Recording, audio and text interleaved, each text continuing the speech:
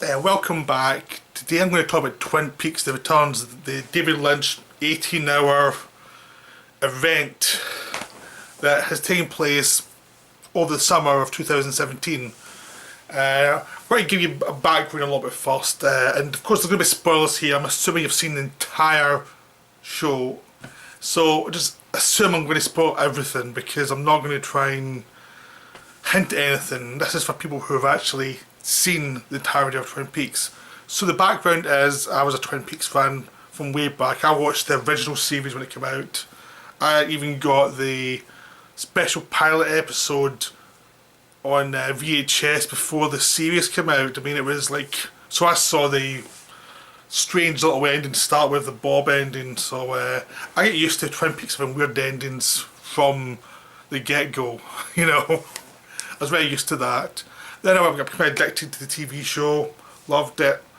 I mean, I'll go through what I think of it in some sort of detail, right?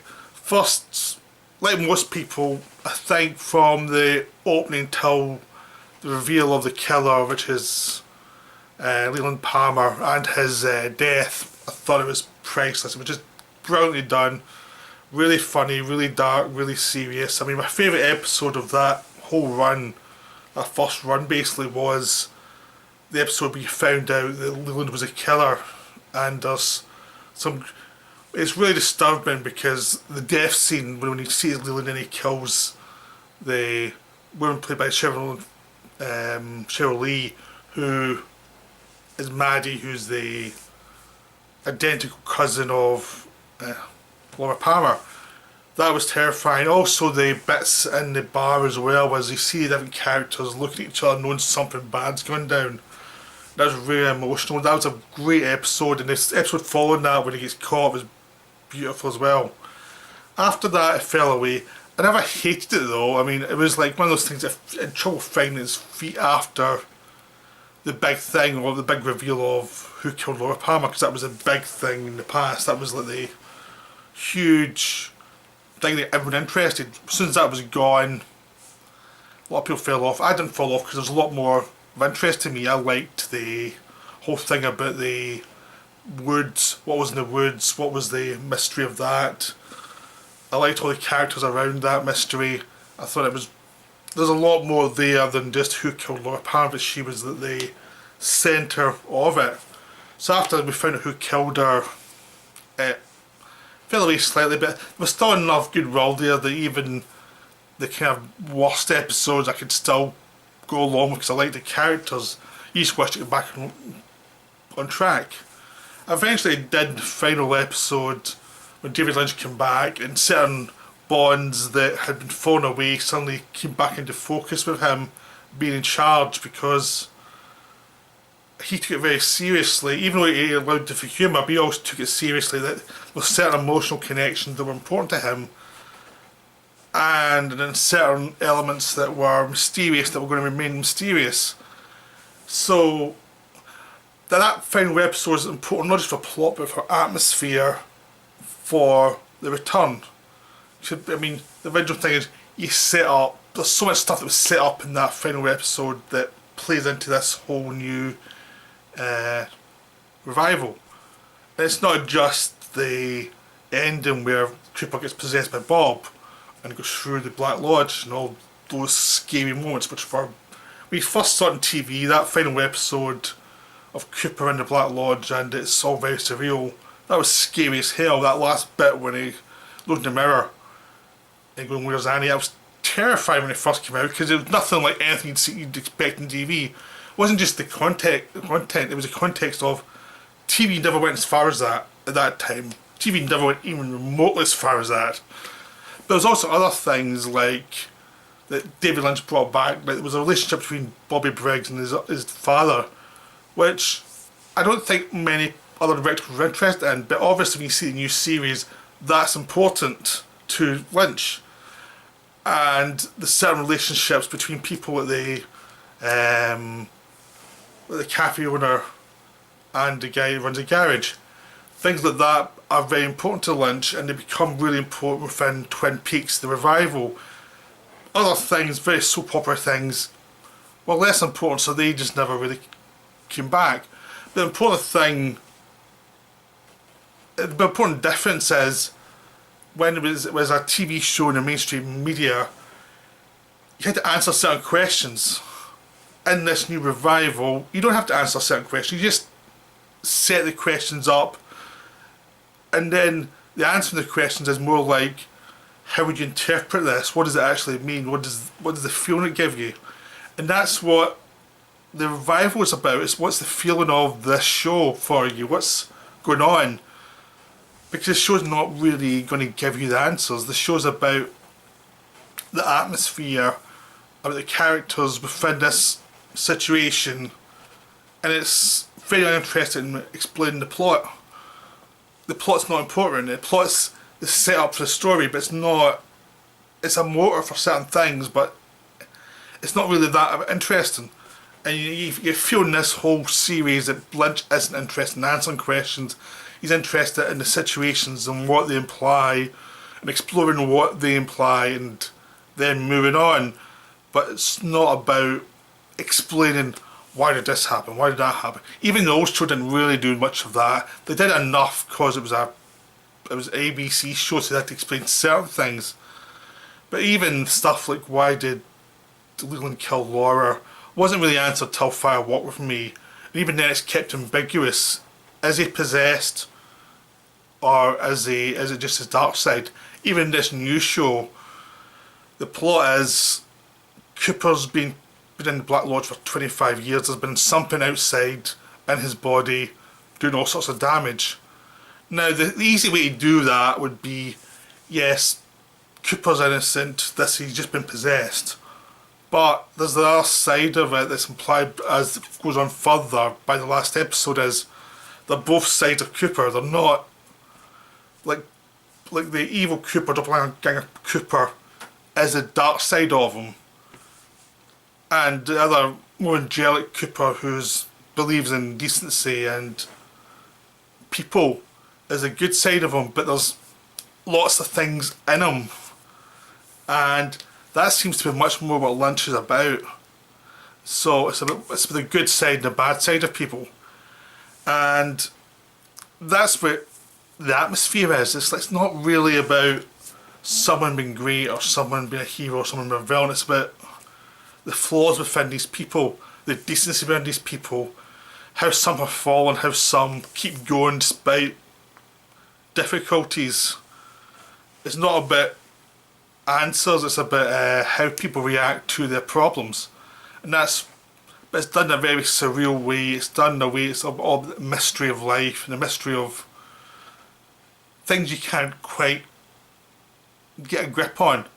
Like, there's lots of sequences that suggest things, but they never lock it down so you can say that's exactly what it's about. And I think that's great because you can watch it again and again, try and work out what does this actually mean. And it doesn't mean anything one thing specific, it means lots of things, and but you actually try and tie it down to exact meanings, it's boring. It's a bit, but this whole show, and a lot of Lynch's work's about where the characters are at, and the events are taking place, and how they react to it. Instead of giving you this a simple explanation here, where you get a lot of movies where it would just be a case of, this is the problem, this is how we solve it, and we look good at the end of it, or we look at the villain at the end of it, or something. This is much more like, there's a situation and this is how it evolves, and this is the parts of the person that are decent, and this is parts of the person that aren't so good. It's much more of a thing for, it's more grown up, and the acknowledgement of people are people, they're not like objects of virtue or nastiness. I mean, the worst character is Evil Cooper, because he's a doppelganger of the character we knew from the first series, who was this virtuous FBI man who was always doing the right thing. This character is like the guy who is the opposite. This guy doesn't care about people, he's just into his own gratification, his own survival. He's cruel, he's nasty. But as the show goes on, you get a sense of this is the worst side of this character. It's stuff that's in him, but it's stuff he rises above always until the season where that gets loose and it causes all these problems. And then there's lots of implications of what he did in the 25 years he was loose. And it's not nice. It's like, it's a real damage to the character, but it's necessary because it's about what the character is, who he really is, not what's the object of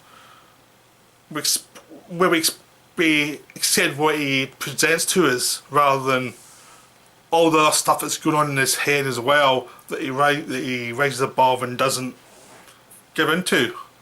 And you see a lot of characters rising above their instincts.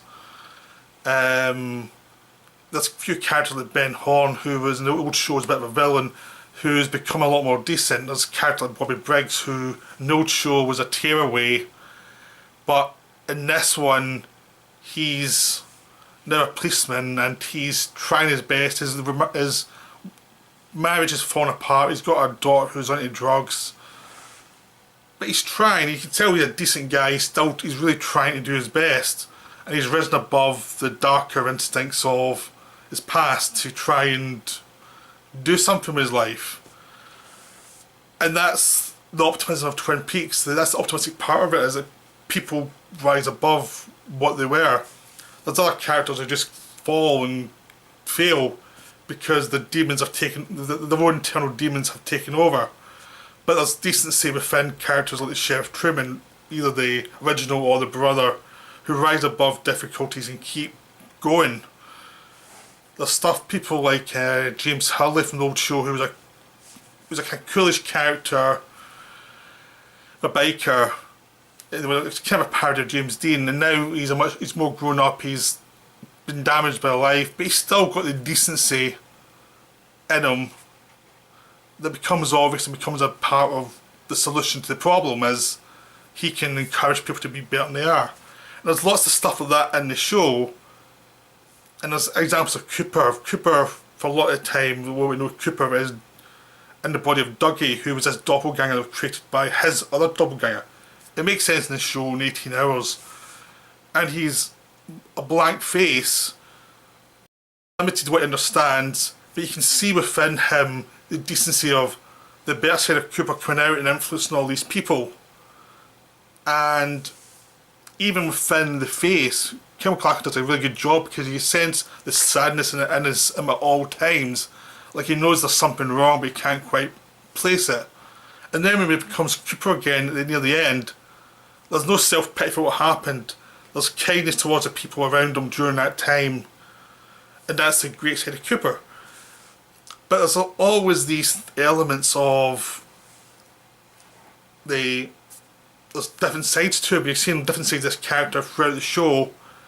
But it's not just the perfect side of him. It's just like, this is the kind side, this is the side under pressure, which was Dougie. This is Dougie with like his resilience, even within the difficult circumstances, he still kept decency. And the dark side of him goes out, and you see the opposite of him causing havoc. But it's still a genuine part of this character. But they're not trying to do this kind of like thesis on Cooper. It's like, what the feelings of what's in this guy, because there's a lot of civility running knowledge in his head. So it's not just about trying to have an intellectual thing about who this guy is. It's like an emotional odyssey of who this guy is. It's emotional, it's a realistic experiment of this person. So it's not all about things you can explain, it's about how the shots move around, of how he reacts to people in certain ways.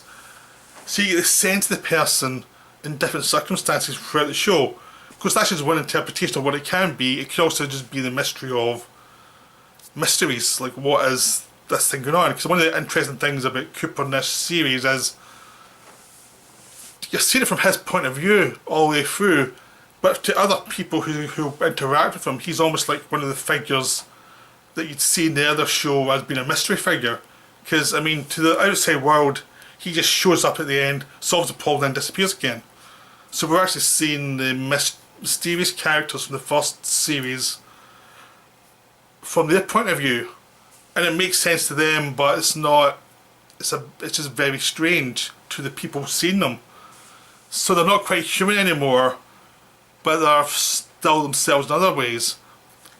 So I mean, I'm hopeful that's what I'm saying makes sense. Is there's a lot going on in Twin Peaks Revival, but it's not literal. They're not trying to literally say this is what it means. This is it. This is how we should take away from Twin Peaks. It's like, here's the events. This is one interpretation. It's another interpretation. Make your own mind up of what it actually means to you. Because there's lots of stuff that happens in Twin Peaks I haven't covered, which is an orbit town, the other character Audrey, who seems to have been in either she's in a coma or a mental hospital or whatever, or she could be in the Black Lodge, some mysterious other realm, but you don't really ever know. And that's actually good, because it's like you're trying to work out what the essence of these characters actually are after 25 years, and trying to link it down to realism isn't really interesting, and lets you to go into the feeling of what the characters are and using the plot around that feeling of the characters, rather than saying the characters have to fit into their plot. Not that the characters come first and the plot kind of works around what they are. And to me that's makes it much more emotional. So even if you're watching the show and you're feeling things, you don't understand why you're feeling things, but you're feeling them. And to me that's more like great art, what great art does, rather than describing you have to feel this because we're telling you this. It's more like that these are the characters, this is a situation, and we're going to explore it, and we're going to work things out with the characters, and you're going to feel things that make sense, feel things that don't make sense. But that's the show. Okay, all these things that I've been talking about come into focus, I think, at the end. I mean, the final episode has been pretty controversial, because if you're looking at it as a plot, it's a real left turn. But the last episode of the old show is a real left turn, and the final 20 minutes of the original pilot was a real left turn. David Lynch does not just end things in an obvious way. I mean, if you've seen some of the Lost Highway or Inland Empire or Mulholland Drive, he's been at this for a long time, and I love all that stuff because it makes sense emotionally, even though you can't pick at, oh, this doesn't make sense as a plot. It makes sense. It just, you just have to like relax and feel what he's doing. And a lot of it's not working on your rational mind, it's working on your subconscious a lot of the time, and the elements and how you perceive things that aren't entirely rational, but there's a lot of emotionality to them as well. But the things that most shows don't really pay attention to, so they're shut down, so you never really use those muscles. And David Lynch uses those muscles all the time. So the end basically seems to go into another dimension where Twin Peaks exists, the world exists, but the characters suddenly have different names, different relationships. But all the different parts of Cooper seems to have coalesced into this one person. He's defeated the demon, apparently, that's been causing all the problems. So all these parts of him seems to have collapsed into Cooper. So suddenly he is that person, the whole of it, not just the good bits and bad bits split all over the place. He has to deal with who he is. So you see the good side, but you see him going too far in certain areas. But he's now a much more complete character. But he knows who he is, but he's been called by a different name. And eventually he finds a woman who looks exactly like Laura Palmer, and who he is sure is Laura Palmer, but she's forgotten who she is. And ends up taking her back to her home, and you find out her mother's not there, and they don't know who her mother is, and they don't have any heard of her. And it's like, are we actually in a different universe, or is it what time? That's what year is it? Is it they going to the past, the future? It's like suddenly a mystery of where are they, what's happening, and the names of the characters who don't own the house linked to something in the old show, and the Black Lodge, and all the mysterious elements of Twin Peaks. Now, to me, that made perfect sense. Like it was an emotional thing of who are you now? Well, the accumulation of the mystery and the weirdness of the whole thing, and trying to bring back a ghost of something that you can't solve. But did you solve it? It's really strange. It doesn't make literal sense, but as a narrative, it makes sense emotionally, and there's something about it that's very haunting. Because I saw some reviews going off on it. Other reviews loved it. I was one of the people who loved it because even though I can't tell you what it means, I feel what it means. It feels something right about it, but I don't know exactly why it's right. Which is the same thing I had with the end of the show in season 2 when Cooper's like, "Where's Annie?" It made some sort of sense. It was terrifying, but it made sense. And this one again, if that's the end of Twin Peaks, I'm quite happy with that being the ending of it, because it's haunting and it affects some part of your brain that's really curious about it, but it doesn't explain anything. And the whole series suddenly becomes these images and these emotions and this mystery of what's actually going on, but it doesn't need to explain anything. It just is, and it's not tied to rational thought. And because I like that kind of film, I like that kind of TV shows where I hate it with TV shows, they're cinema mysterious but they have to explain everything. Like, even though I wasn't the biggest fan of Lost, the thing that bugged the hell out of me with that show was they were always explaining stuff, even when they're saying about being mysterious, they still explained so much, and I was like, oh please just be mysterious. And this show, it knows mystery and tying into, in Twin Peaks, they understand that mystery and exploring the emotional state. Once you've set it up, explore it, have fun with it, and just play around with it, and don't get too tied into the plot. Just work out what the situation is and let the audience figure out for themselves how they're reacting, because the audience was very much with this show. I mean, it was getting decent views. People were watching it, even though the lead character was like a zombie for most of the show. People were still entranced by what was going on. There were sequences that were very more Twin Peaksy from the old show. There's other episodes that were very surrealistic, like episode 8, where a lot of weird shit happened. I can't tell you what it all means, but I loved it. So it's like, but there was something about that. I think people wanted an ending. There was like, the show you're watching, there can't be an ending that explains all this stuff. There's no ending that will really sum it up the way you want it. So just enjoy the mystery of it. So that was my feeling with Twin Peaks. Was like, it's gorgeous, the best thing of the year. I don't think we'll see a film as good as this year. I just don't see it happening. There's no film been out that's been halfway as good as Twin Peaks has been. And it's like, it's an 18-hour David Lynch film, basically. It's like, what's not to love about that? That's beautiful. So I think it's easily the best thing I've seen all year. And I hope, if you haven't seen I haven't been spoiling that much. I've said certain things, but there's loads of stuff I haven't even talked about.